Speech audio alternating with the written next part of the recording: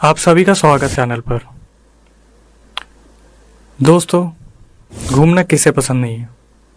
सभी को पसंद है और दोस्तों के साथ घूमना बहुत ज़्यादा। लेकिन सोचिए कि आप अपने दोस्तों के साथ कहीं घूमने निकलें और वहाँ पे आपके साथ एक ऐसा इंसिडेंट हो जाए जो आप समझ ही ना पाओ कि एक्चुअल में रियल हो रहा है या सिर्फ एक काल्पनिक चीज़ है। आज की कहानी 4 दोस्तों की है जो काफ़ी टाइम से घूमने का प्लान बना रहे थे और फाइनली वो घूमने निकलते हैं। लेकिन उनके साथ जो ट्रेजिक इंसिडेंट हुआ उसको देख के आप सोच में पड़ जाएंगे कि क्या आपको घूमने जाना चाहिए। चलिए कहानी की ओर बढ़ते हैं। आम इंसान आजकल अपने लिए वक्त निकाल ही नहीं पाता। घर से ऑफिस, ऑफिस से घर, और सैटरडे और संडे उसके कैसे बीत जाते हैं उसका दुख उसे ऐसे सताता है जैसे मानो कितना बड़ा लॉस हो गया हो। सोचिए, हर बार आपका एक प्लान बने और आखिरी वक्त पर रद्द हो जाए तो कैसा हो। और होता भी ऐसा ही है ना दोस्तों। आज की कहानी गुड़गांव में 4 दोस्तों की है। चारों गुड़गांव के कंपनीज में काम करते हैं। दिक्कत तब आती है जब इनको एक साथ कभी छुट्टी नहीं मिल पाती, और कभी मिलती भी है तो किसी न किसी का कोई ना कोई काम आ जाता है। इस कहानी के चेहरे हैं राहुल, मयंक, अमित और रितेश। चारों बहुत ही अच्छे दोस्त हैं, एक ही कॉलोनी में रहने वाले। इनकी दोस्ती भी कुछ खास तरीके से ही हुई थी। गुड़गांव में चारों एक ही कंपनी में इंटरव्यू देने गए और वहीं दोस्त बन गए। आज एक दूसरे की जान है ये। हर महीने 2 बार इनका घूमने का प्लान बनता था और आखिर वक्त पे काम की वजह से रद्द हो जाता था। चारों के दिल की तमन्ना थी कि साथ में कहीं घूमने जाए, चाहे 2 दिन के लिए ही सही।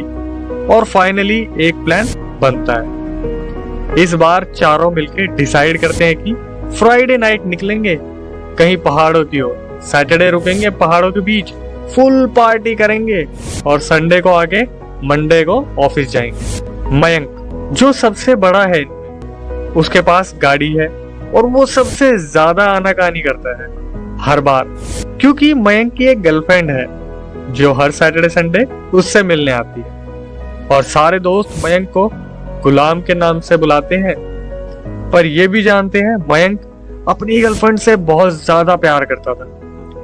10th क्लास से वो दोनों साथ में थे। शादी के लिए सपने उन दोनों की आंखों में थे। उनके दोनों के घर वालों को आइडिया भी था, तो सारा मामला सेटल था बॉस।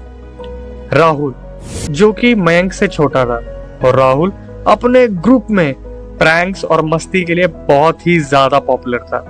आए दिन राहुल को अपने मैनेजर और बॉस से बहुत सुननी पड़ती थी इन मस्ती मजाक को लेकर, पर सच में राहुल पूरे ऑफिस की जान था। अमित जो कि मयंक और राहुल से छोटा था, वो थोड़ा सीरियस रहने वालों में से था, और हो भी क्यों था, उसका भी रिसेंटली ब्रेकअप हुआ था। 2 महीने के रिलेशन था और अमित जिस लड़की के साथ था उसके साथ कुछ ज्यादा ही सीरियस हो गया था। पर बाद में पता चला वो अमित के साथ बस टाइम पास के लिए थी। रितेश सबसे छोटा और सबसे नटखट, सबका दुलारा और एक नंबर का मस्तीखोर, सबको भैया बोलकर मजे लेने वाला, मजाक बनाकर गायब हो जाना जैसे रितेश की खासियत थी, और सब उसे अपने छोटे भाई से कम भी नहीं समझते थे। तो फाइनली वो दिन आता है जब फ्राइडे ये लोग मिलते हैं और रितेश मस्तीखोर वहीं शुरू हो जाता है। वो मयंक से बोलते हैं, और मयंक भैया इस बार भाभी कैसे मान गई? आज तक तो मानी नहीं। मयंक बोलता है, मत पूछ भाई, बला टालना इतना आसान नहीं है, बस मना लिया तेरी भाभी को। और तभी रितेश उन बातों को रिकॉर्ड कर लेता है और बोलता है, सुना दूं भाभी को? तभी पीछे से अमित आता है और फोन छीनकर रिकॉर्डिंग डिलीट कर देता है और बोलता है, मेरा तो हो गया ब्रेकअप, इसका ब्रेकअप क्यों करवा रहा है? और तीनों गले मिलते हैं। तभी राहुल आते हैं और उन्हें देखकर बोलते हैं, वाह, मुझे पहले से ही तुम तीनों पर शक था, कहीं तुम तीनों का चक्कर वक्कर तो नहीं है? और सब हंसने लगते हैं। चारों आपस में गले मिलते हैं और गाड़ी की ओर बढ़ते हैं। तभी मयंक को एक कॉल आता है। ये उसकी गर्लफ्रेंड प्रियंका का था। और राहुल और रितेश फिर से, अरे भाभी हम हैं अब, भाई को एक दिन के लिए अकेला तो दे दो। मयंक बोलता है, अच्छा बेबी मैं तुमसे बात करता हूँ। और दोनों को बोलता है, सालो एक बार तुम आओ रिलेशन में, फिर बताऊंगा तुम्हें। चारों गाड़ी में बैठते हैं और मयंक गाड़ी स्टार्ट करता है। तभी सबसे छोटा रितेश, हाँ भाइयों भूख लग रही है क्या किसी को? अमित सीरियस होके, अबे गाड़ी तो आगे बढ़ने दे, आते ही भूख लग गई। और अमित, मयंक इनके बोलने पर कहीं मत रोकना, ये दोनों मस्तीखोर हैं, पूरे रास्ते ऐसे ही मजे लेते जाएंगे। मयंक जवाब देता है, अरे अमित टेंशन मत लो, इन्हें पीछे इसलिए ही बैठाया है ताकि आपस में कर ले जितना मजाक कर ले। इनका मजाक गाड़ी चलाने वाले पर बिल्कुल भारी ना पड़े। और गाड़ी गुड़गांव के बड़े से हाईवे पर आती है और थोड़ी स्पीड पकड़ती है। ठंडी ठंडी हवा, मस्त मगन गाने और ऑफिस के गप्पे, एक दूसरे की टांग खिंचाई, ये सब चल रहा होता है। लेकिन उन्हें क्या पता था, इस स्पीड में वो एक नींबू और मिर्च का टोटका रौंद आए थे। ये चारों अपनी मस्ती में मगन होते हैं। तभी मयंक बोलता है, अरे भाइयों चलना कहाँ है? तभी अमित सीरियस होकर बोलता है, चलो भाई पहाड़ों की ओर ले लो, कहीं देहरादून की तरफ। और मयंक गाड़ी में डायरेक्शन लगाता है और गाड़ी को देहरादून की तरफ निकाल लेता है, इस बात से बेखबर कि उनकी ये खुशी कुछ चंद लम्हों की थी। वो कोई ऐसा टोटका रौंद कर नहीं आए थे, वो एक बहुत भारी टोटका था। वो टोटका किसी ने अपनी बला उतारने के लिए रखा था। जैसे जैसे रात बढ़ती है, अंधेरा और घना होता जाता है। दूर दूर तक बस पहाड़ों की चढ़ाई होती है। ये समझना मुश्किल हो जाता है कि कब कोई आगे गहरा मोड़ आ जाए। पर मयंक जो कि गाड़ी चला रहा था, वो धीरे धीरे आगे बढ़ता है। और अमित जो मयंक के साइड में बैठा था, उसे बार बार ऐसा लगता है मानो उनकी गाड़ी के बगल में कुछ उनके साथ गाड़ी की स्पीड से भाग रहा था। अमित मयंक को बहुत धीरे से बोलता है, मयंक कुछ अजीब नहीं लग रहा? मयंक इस बात को बहुत कॉमेडी वे में लेता है कि हाँ रितेश और राहुल शांत है, यही ना? अमित बोलता है, नहीं भाई ऐसा नहीं लग रहा जैसे बहुत देर से ना ही कोई ढाबा आया है और ना हमारे आसपास से कोई गाड़ी गुजरी है। तभी मयंक का दिमाग एकदम से चलता है और वो हैरान, उसने ये नोटिस ही नहीं किया था और अमित सही कह रहा था। मयंक थोड़ा ध्यान देता है तो उसे ऐसा लगता है जैसे उनकी गाड़ी एक ही रोड पर बार बार गुजर रही है और जैसे वो किसी वक्त के चक्कर में फंस गए हो। कुछ देर बाद एक ऊंची पहाड़ी पर उनकी कार बंद हो जाती है और उसमें अपने आप इंडिकेटर ऑन हो जाते हैं। जब तक मयंक और अमित कुछ समझते, थोड़ी देर बाद वाइपर चलने स्टार्ट हो जाते हैं, जिसे देखकर सब बहुत डर जाते हैं जैसे कुछ गड़बड़ है। तो मयंक बोलता है, घबराओ मत, ये अक्सर इस गाड़ी में होता रहता है। सब मयंक को बोलते हैं, अबे बड़े भाई इसे ठीक करवाओ, अभी सब मर जाते, वैसे ही अंधेरे में है, ऊपर से ये सब।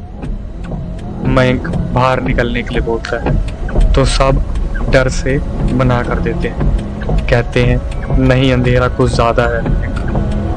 मयंक सबसे बड़ा था और इस बात की रिस्पॉन्सिबिलिटी उसे लेनी ही थी। मयंक कार का बोनट उठाकर काफी देर काम करता है पर उसे सब नॉर्मल लगता है। उसे समझ नहीं आता वो अपने साथियों को क्या जवाब दे।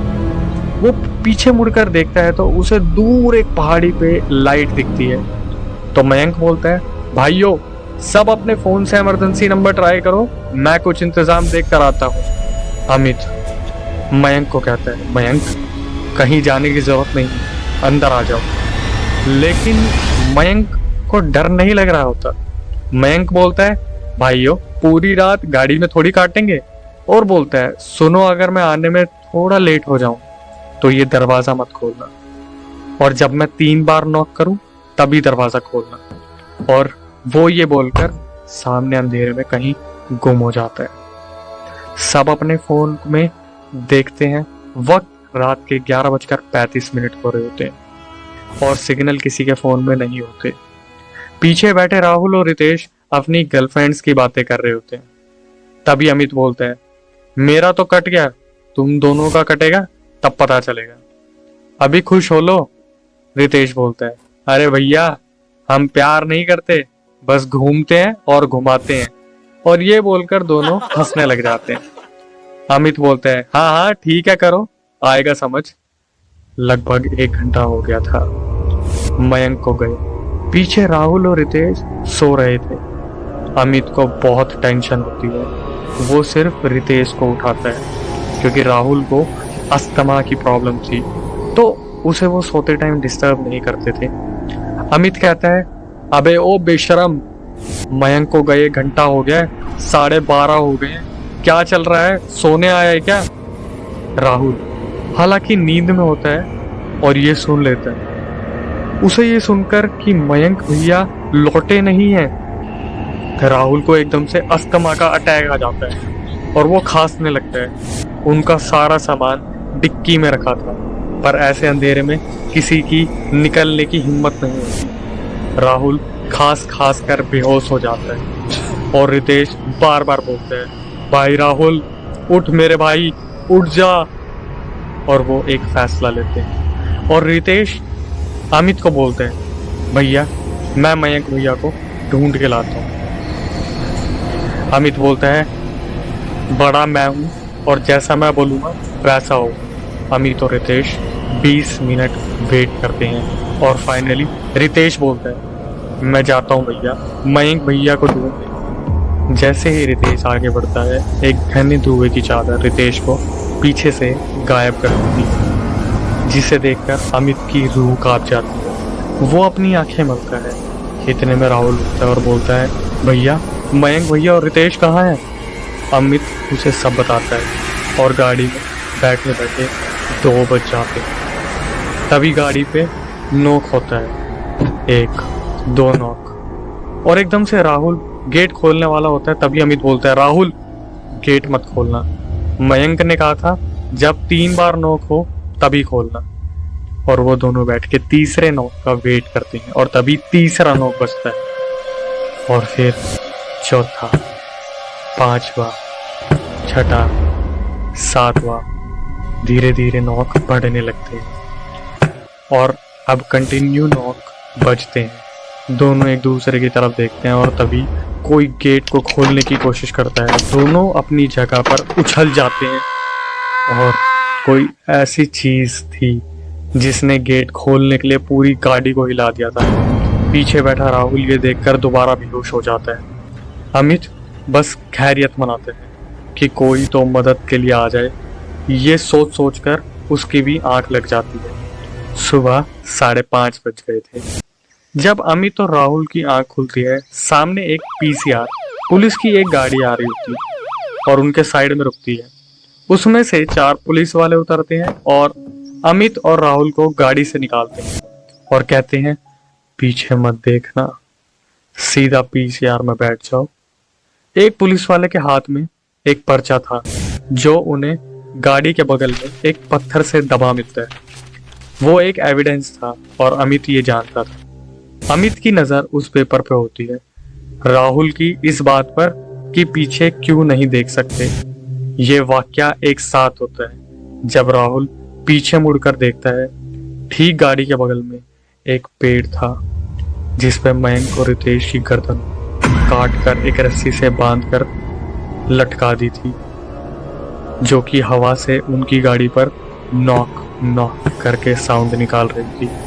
तभी अमित उस पेपर को देखता है जिसमें लिखा था, बधाई हो तुम दोनों को, मौत को चकमा दे दिया तुम, पर दोबारा जल्द मुलाकात होगी तुम दोनों से।